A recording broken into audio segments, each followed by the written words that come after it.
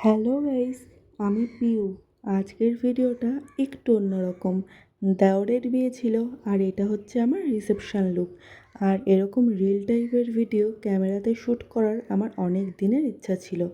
আর cameraman দাদা আমার ভীষণই পরিচিত, তো দাদাকে বলেছিলাম এরকম টাইপের ভিডিও একটা আমাকে বানিয়ে দিতে। তো দাদা খুব সুন্দর করে ভিডিওটা শ্যুট করে দিয়েছে। তবে আরও কিছু অ্যাড করলে ভালো লাগতো, যেহেতু পাশে সবাই ছিল, ছবি তোলার জন্য দাঁড়িয়েছিল, তাই বেশি তুলতে পারিনি।